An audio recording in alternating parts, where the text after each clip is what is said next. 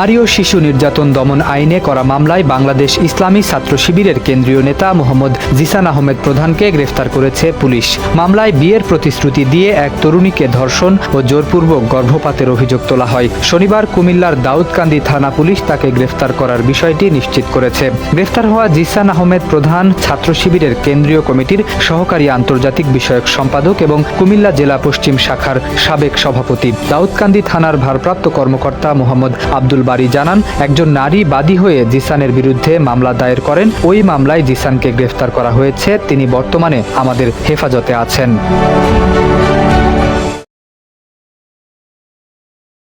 আমাদের ছাত্র শিবিরের কেন্দ্রীয় নেতা, যার পদবি সহকারী আন্তর্জাতিক বিষয়ক সম্পাদক মোহাম্মদ জিসান মিয়া প্রধান নিখোঁজ হন মর্মে পরের দিন অর্থাৎ 12/6/2026 তারিখ দাউদকান্দি থানায় এসে তার পক্ষে মোহাম্মদ রাসেল আহমেদ একটি জিডি করেন, নিখোঁজ জিডি করেন।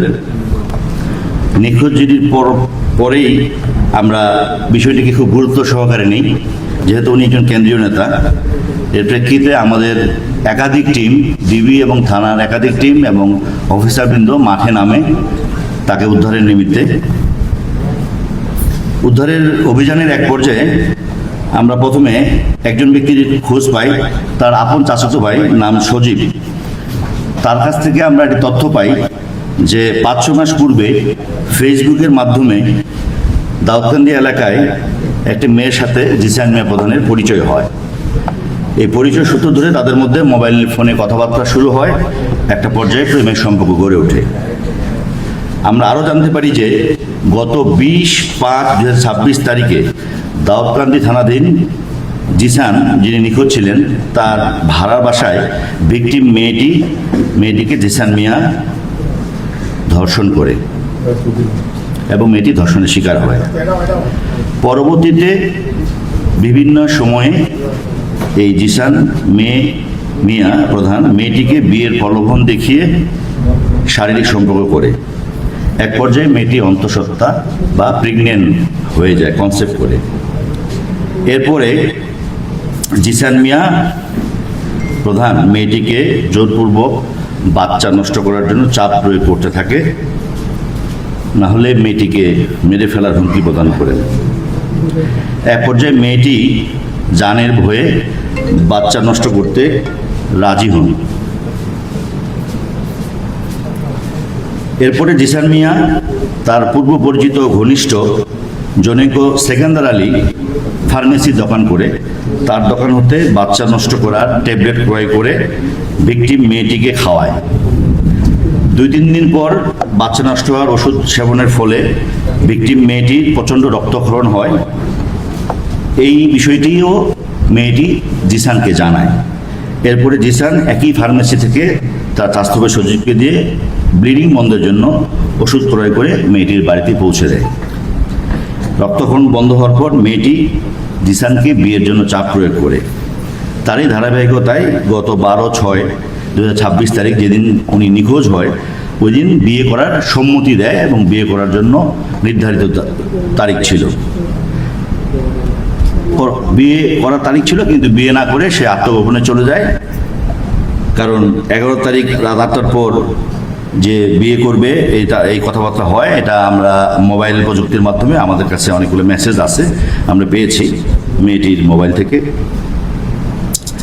পরে তাকে গতকালকে আমরা যে জায়গা থেকে উদ্ধার করি, আমাদের ডিবি টিম, আমরা যখন জিসানের বাবা মাকে, তার ভাইকে দাউদকান্দি থানায় নিয়ে আসি যে ঘটনা তো এরকম, আসলে উনি তো নিখোঁজ না, উনি কি আত্মগোপন, আপনারা জানেন।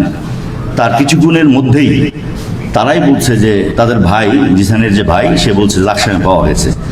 তো লাকসামে পাওয়া গেছে। লাকসাম পরে আমাদের আরেকটা টিম এবং আমাদের লাকসাম থানা ওসি, সার্কেল এসপি লাকসামের রেল স্টেশনের পাশে গিয়ে আমরা তাদের দেখানো মতে, এবং যারা দেখিয়ে দিই তাদের নামও আমাদের কাছে তালিকা আছে, আমরা জিসানকে পাই। প্রথমে লাকসাম হসপিটালে, এরপরে আমরা উন্নত চিকিৎসার জন্য আমরা নিয়ে আসি আমাদের কুমিল্লা মেডিকেল কলেজ বিশ্ববিদ্যালয়ে। এখানে সে নিবিড় পরিচর্যা এবং তার সমস্ত শারীরিক টেস্ট করা হয়। আমি আপনাদের দিয়ে দিব। তার শারীরিক টেস্টে সবগুলি রিপোর্টে নেগেটিভ আসছে, অর্থাৎ তার কোনো শারীরিক অসুস্থতা নাই। সে আত্মগোপনে ছিল, নিজেই সে আত্মগোপনে গেছে। তাকে কোনো ধরনের তার শরীরে ডাক্তারের রিপোর্ট অনুযায়ী, আমার কাছে রিপোর্টটি আছে, আমি দিয়ে দিব আপনাদেরকে, তার কোনো শারীরিক সমস্যা নাই, সে সুস্থ। মূলত এই যে মেয়েটিকে বিয়ের প্রলোভন দেখে যে শারীরিক সম্পর্ক, ধর্ষণ, এই বিষয়ে আত্মগোপনে এসে গেছিল। আমরা মেয়েটিকেও আমাদের হেফাজতে নিয়েছি এবং এর সাথে যে জিসান, যাকে দিয়ে ওষুধ ক্রয় করে সজীব, সেও আমাদের হেফাজতে, যে ওষুধের দোকানদার ওষুধ দিয়ে সেও আমাদের হেফাজতে আছে। মেয়েটি থানায় অভিযোগ দায়ের করে লিখিতভাবে নারী ও শিশু নির্যাতন দমন আইনে মামলা হয়েছে। মামলা নম্বর 13, তারিখ 13/6/2026, আইনের ধারা 9-1/30, তৎসহ পেনাল কোডে 313 আছে। ভ্রূণ নষ্টের 506-34 পেনাল কোড মামলা রুজু হয়েছে। আমরা মামলাটি নিবিড়ভাবে তদন্ত করব। সমাজে মা বোনদের এইভাবে বিভিন্নভাবে যেন সমাজে আর পুনরাবৃত্তি না ঘটে, আমরা দৃষ্টান্তমূলক শাস্তি যেন হয়, আমরা মামলাটি তদন্ত করে অতি শীঘ্রই আমরা বিজ্ঞ আদালতে মামলার পুলিশ প্রতিবেদন প্রেরণ করব।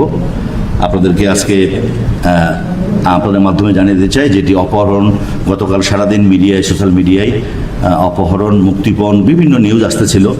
আমরা সারাটাক্ষণ আমরা নিবিড়ভাবে আমাদের টিমগুলি কাজ করেছে। আমরা প্রকৃত ঘটনাটি উদ্ঘাটন করতে সক্ষম হয়েছি।